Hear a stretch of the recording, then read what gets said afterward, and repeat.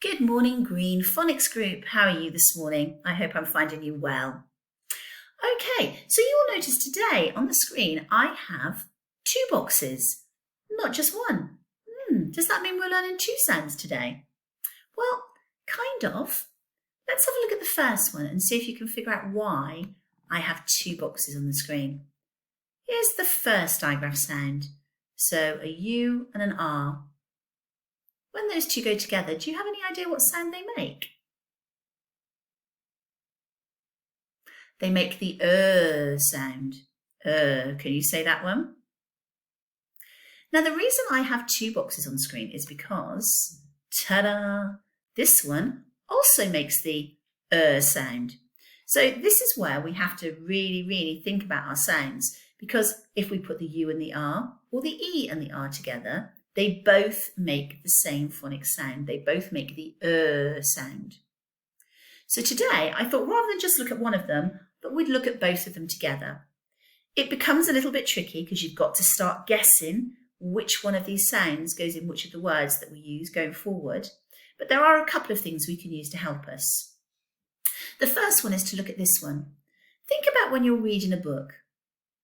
Quite often you see this one at the end of words.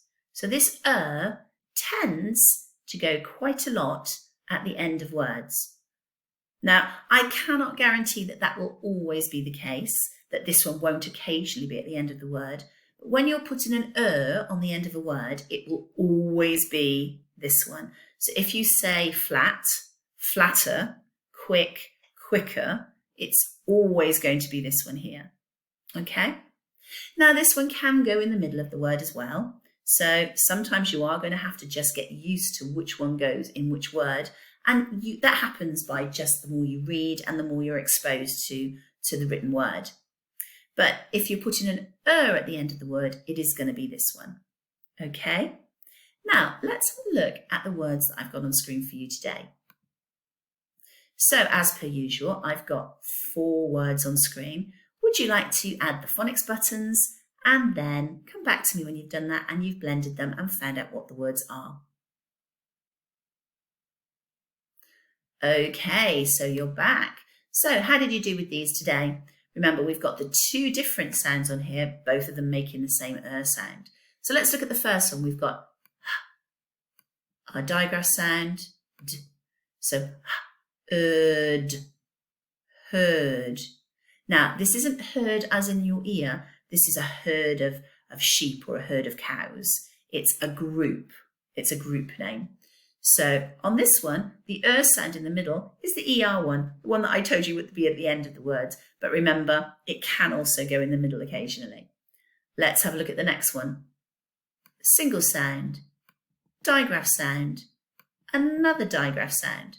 So lurch, lurch, lurch, to lurch forward or to lurch back. Okay, let's have a look at the next one. So we've got single sound, digraph sound, single, single. So we've got curls, curls. And you notice how if I just roll the sounds into one another, it makes it much easier for us to hear the word when we're blending it together. Okay, this is the biggest one we've got here today. So let's have a look. B, g. Only one g, remember, even though there's 2 of them. G, bigger. How did you do with those? Did you get those right? Hopefully you did. Okay, so now let's look at our spellings for today. So grab yourself a pen and a piece of paper and let's do the first one. And the first word is lurk. Lurk. Have a go. Come back to me when you're ready. Okay, here we go. Are you ready? Lurk. So we've got lurk. Lurk. How did you do? Okay, the second word is better. Better. Have a go at that one. Right, let's take a look. Better. So this one has got the sound at the end. So better. Now, you probably wouldn't have known there was a double T in the middle of this word. So if you've just put one, that's still amazing phonics sounding. It's just a word that we have to remember. It has a double T in the middle. And we have lots of words in the English language where we just have to remember things. And this is one of them. It needs a double T. Okay, the next word is churn. Churn. Try that one. Okay, let's have a look at churn. So we have got churn. And the final word, probably the trickiest one today, is powder. Powder. Try that one. Okay, let's have a look at powder. How did you do? So we've got ow, d, and again, the at the end of the word is the er. So powder. Well done if you got all those right, because some of those were quite tricky spellings. So well done indeed. Okay, let's take a look at what we're doing today. So today we're going to go back to doing some holder sentences. So I'm going to dictate a sentence to you and you're going to write it down. Again, just like on Monday, there are going to be lots of our phase 3 and phase 4 tricky words in there. Now, we're doing this because obviously we were looking at them last week and trying to get to the stage where we just know what they are and we just know how to write them. We know how to spell them and they're just in our brains and they're set there for us to use. So we're going to be practicing more of those tricky words in these sentences today. We're going to be practicing our sound, obviously, as well, to make sure that we know how to put that digraph together. And we're also going to be practicing our punctuation. So once again, our question marks, our full stops, and our exclamation marks. So does it need an answer? Is it just a statement? Is it excitable or terrifying or needs to be exclaimed in some way? So as per usual, I will say the sentence, pause me, write it down, and then come back to check how you've done. Don't forget those capital letters and finger spaces, as well as that punctuation and great spelling. Okay, here we go. Right, so the first sentence is, are you Bert? Are you Bert? Have a go at that one.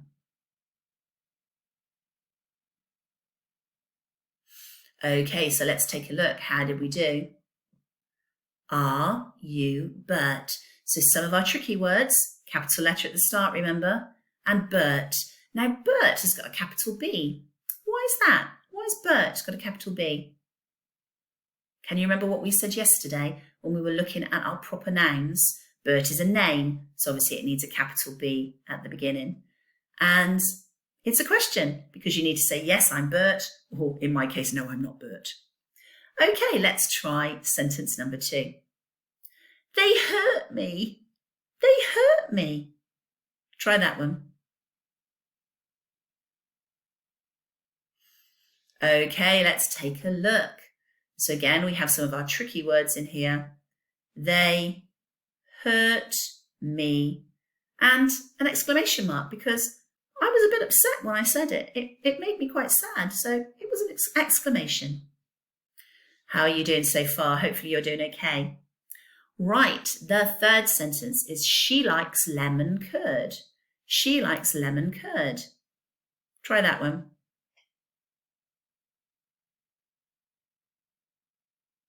Okay, are you ready for she likes lemon curd? Let's have a look. So she likes lemon curd. There's our sound. There's our tricky words in here. And obviously, it's a statement. It doesn't need an answer. I didn't exclaim it. It wasn't exciting. It's just a statement, so a full stop at the end. Now, I really hope you're all remembering your capital letters at the start of your sentence today. Okay, let's see how we do on sentence number 4. Have you had a turn? Have you had a turn? Off you go. Right, are we ready? Let's see. Have you had a turn? Again, our sound is in there. If you're putting the wrong sound in the middle, don't worry about that because I've already said to you that both sounds can go in. So it's just a case of experience and practicing which one goes where. If you are putting an sound in though, that's the main thing at the moment. So capital letter, have you had a turn? And obviously it's a question because you need to say, yes, I've had a turn, or no, I haven't. Okay, let's get ready for the next one. Something is burning. Something is burning. Try that one. Right, let's have a look and see what we've got. So, something. Now, some is one of our tricky words, isn't it? And something is just some with the thing written on the end of it. So, something, there's our sound, is burning. So, again, the sound in this one as well. So, something is burning. And an exclamation mark because I was a little bit agitated. I was a bit worried that we might need to call the fire brigade. So, an exclamation mark for that one. Okay, and the next sentence is, was her dress purple? Was her dress purple? Okay, let's take a look. Was her dress purple? Let's have a look. Was her dress purple? Now, purple, you would have sounded out, but you may not have heard the E on the end because sometimes with an all at the end of a word, there's an E after it. So if you didn't put the E on the end, don't worry. Just look at it now and try and remember it for next time you use the word purple. So again, capital letter at the beginning, finger spaces in the middle, and it's a question. Was her dress purple? Yes, her dress was purple. Or no, it wasn't. Okay, and the final one. He said it got wetter. He said it got wetter. Have a go at that one.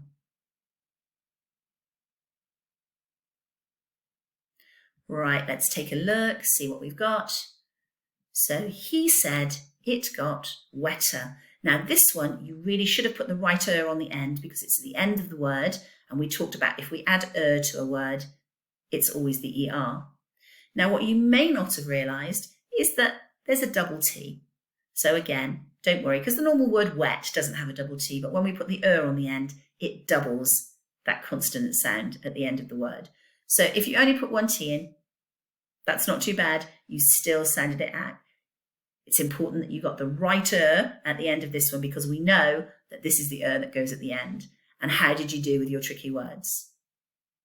Okay, take a look, see how you did. Hopefully those capital letters, those finger spaces, that spelling and all those tricky words are getting much, much better now.